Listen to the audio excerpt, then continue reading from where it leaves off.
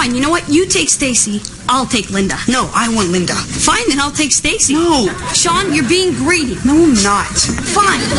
I'll go out with Debbie. I want Debbie. There is no Debbie. Somewhere there's a Debbie. Fine, you know what? You take Stacy. I'll take Linda. No, I want Linda. Fine, then I'll take Stacy. No. Shawn, you're being greedy. No, I'm not. Fine. I'll go out with Debbie. I want Debbie. There is no Debbie. Somewhere there's a Debbie.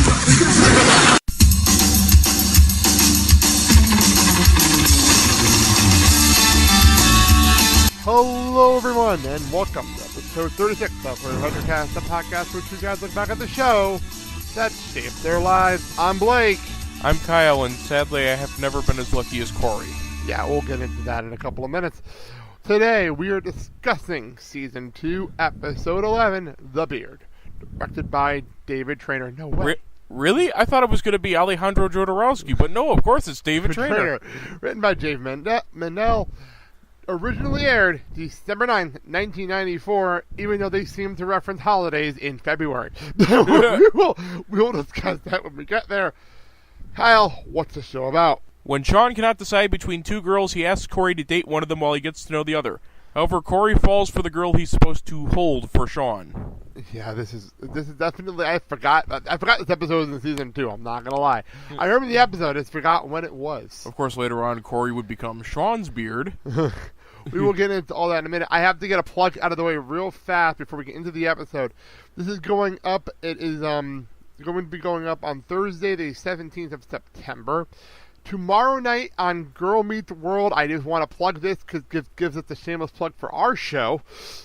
They're doing some weird time travel story thing. I'm not quite sure what they're doing. But the important part of this is that Riley and Maya show up in the Boy Meets World universe in the background of the episode that we covered back on episode 23, Boy Meets Girl. When Cory and Shawn first have their first date in the living room with the basketball, laundry basketball and everything. They're in the background of that episode. We'll air in Girl Meets World this week. So, if you want to hear our thoughts on that episode, go back in your feed and go back to episode number 23, Boy Meets Girl. Well, we had a lot of fun with that night. The link will also be up on the Facebook page this morning. Definitely a lot of fun. Just want to plug that right now before I forgot. So there you go. Well, why not? Boy Meets World already did time travel. I know, it works. So yeah. I'm not sure how it's going to work. Obviously, the episode hasn't aired yet, so we'll find out on Friday when that airs. And they'll run into Minkus, still trapped in the other dimension. So let's get into this episode, The Beard. It feels like I feel like it's the beginning of a Seinfeld title, not a original title. I'm sorry. Is it? Or some kind of weird superhero? Yeah, well, it feels like every episode of Seinfeld has the something. That's what it feels like here. So anyway. Somebody's pumping air into the water supply. This seems like a job for The Beard. Dun dun dun. All right. We start at home, which is rare. I'm not going to lie, it's kind of rare. Yeah. We find out Amy is picking out a car, and the boys want to get a sports car, apparently. Yeah. A Ferrari Testarossa. Apparently.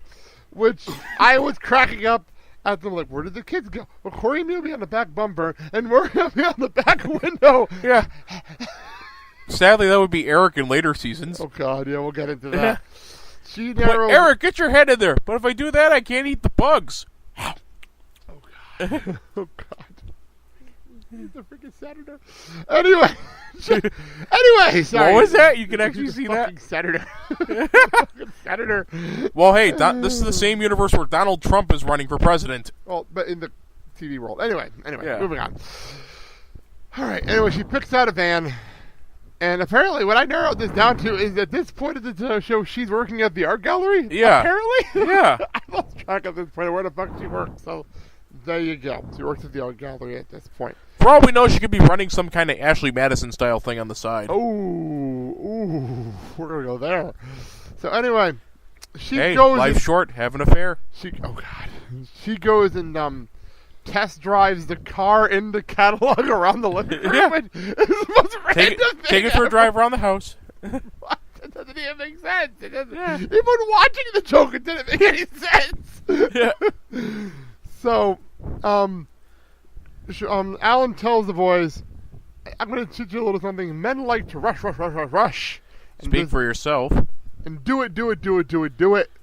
And women, this is a great line. I didn't expect this line. They don't like to just do it. You have to buy them a car first. I did not expect that line. That line is more true than you think. That was such a great line. I didn't expect it. It took me Isn't that how you have to get into Kylie Jenner's pants? Oh, God. Do we have to make... You know what? Can we cut off the Kardashian jokes now? I'm so sick of the Kardashians. I'm so sick of them. Anyway. No. I'm serious. Okay. No, I'm serious. I'm done. I hate talking about them. I'm sick and tired of them. I can't stand them. Anyway.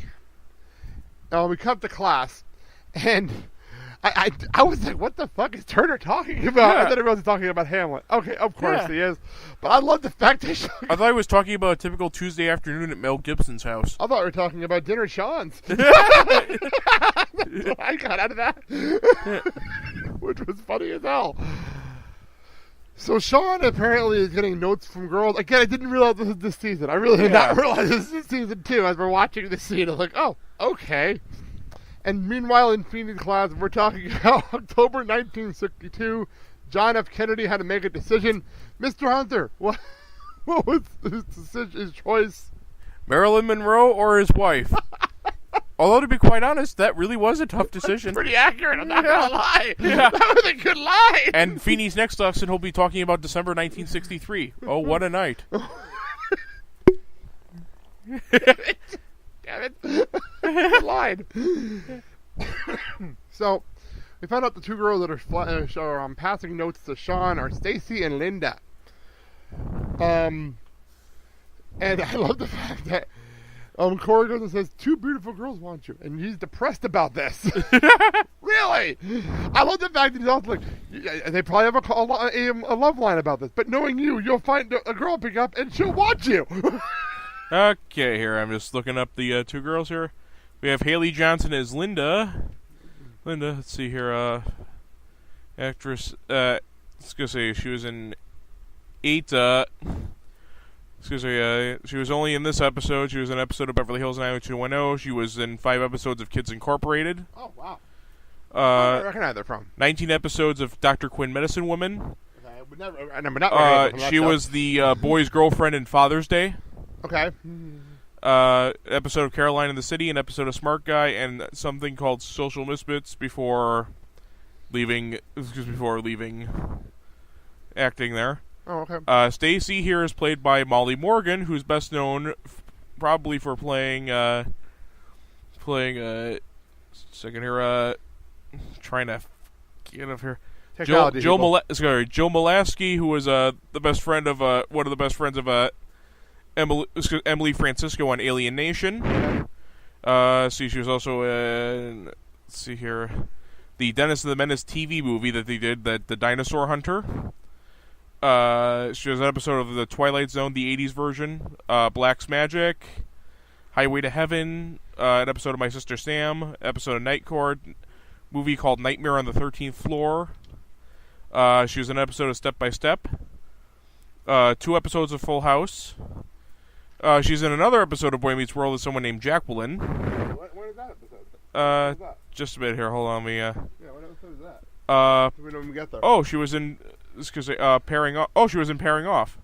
Really? Oh, okay. Okay. Yeah, you did that episode already. All right. Yeah. Movie called The Trigger Effect. She was in an episode of Clueless. Episode of Two Guys, a Girl, in a Pizza Place. Episode of Becker. She was in one of the Dukes of Hazzard reunion movies. The Agency, Sea Spies, Hiccups, Host of Daffodils, Joan of Arcadia. An episode of 2.5 Men. 1 episode of The Forgotten. Episode of Bones, episode of Weeds, episode of Law & Order L.A., Dexter, The Finder, and she was in 2 episodes of The Big Bang Theory. Oh, well, there you go. You mentioned the episode Pairing Off. I don't mind plugging our own show. Go back to episode 27. You're talking about that show. And she grew up hot. She looks familiar. I might have saw her in Big Bang. That's why I recognize her. So, sorry, I just got to talk about them. Okay. Okay. So, anyway, back to what we're talking about. We go to lunch. We're talking about this in lunch, and Shawn is pretty much trying to figure out which one he would want to date. And Cory makes a valid point. How did you choose your lunch between meatloaf and chicken? And Shawn logic actually kind of made sense here. I have to give Shawn logic a little credit here. He said, I picked the meatloaf seeing you have the chicken, and I can always try your chicken if I want to. And then he just has this, like, you can almost see, like in a cartoon with the light bulb, or in a Scrubs episode, when the light bulb goes off above your head. It's like, how do you know if you're having an idea? Then we go to the black. Okay, okay. So he's going to buy Stacy, and then Linda will be bought by Cory. Then he'll be able to try Linda if he doesn't like Stacy. Wow, this just really sounds horrible when you think about it. It really does. But anyway, the actual idea, as we find out, isn't that much better. No, is that Shawn is going to date one of them. Cory's going to date the other one until Shawn's ready to date the one that Cory's dating. That sounds a lot more complicated than it actually turned out to be, but and it's also an actual worse idea. By the way, I wrote this down. I like looking at the background of scenes, and apparently there's a random upside down videotape in Shawn's locker for no apparent reason. That was not there later. That was not there later on. Maybe it was the ring tape. This is so random. Cory made a very funny line. He's like, you want me to keep him fresh like Tupperware? Yeah. Very funny. Well, Cory does burp a lot.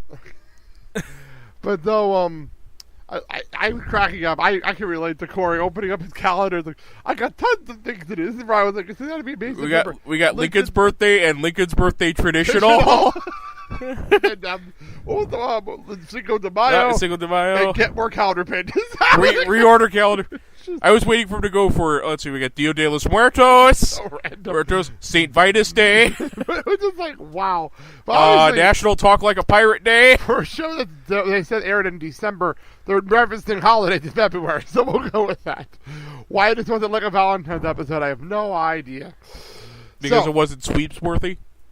That might be it. You had a valid point. You might be right about that. Does not feel like a sweeps episode. Does not at any level. Okay, let me check one thing here. No, that's weird. This episode was. Wait a minute. The episode numbers were weird for the production numbers. Yeah. Really strange. Well, episodes that get produced early on. I know. I'm just looking at the production numbers. I'm curious when they produced this. Like, what episodes came on before it? No, they produced this around the same time. Oh, that's why. Yeah. Oh, that's why Topanga and Morgan are in this episode. They produced around the same time as the other episode, which are exactly. They did this the same time they did Me and Mr. Jode. And they're not in that episode either. So that explains a lot there. I must now do it. Look for the Union label. Yeah, it was that episode. So. All right. Anyway, back to this episode. So I'm just curious on numbers there. She hasn't been in an episode in a couple of weeks too. She'll be back next week, but she hasn't been in the last two. So anyway, back to what we were talking about. He picks Linda because Linda shows up for a person, and he says. And I love Cory's like, congratulations. She's like, why? Because you're looking very lindacious? Yeah. Is that what he said? Oh no, Shawn shuts him up and he goes, oh, that's because you're looking very lindacious today. What? Even me, that's bad. And she falls for it. Well, yeah, she does. But, one of my favorite lines, again, forgot it was this season. I'll have to make it the opening of the show because this made me laugh so hard. I'll go out with Debbie. I want Debbie. There is no Debbie.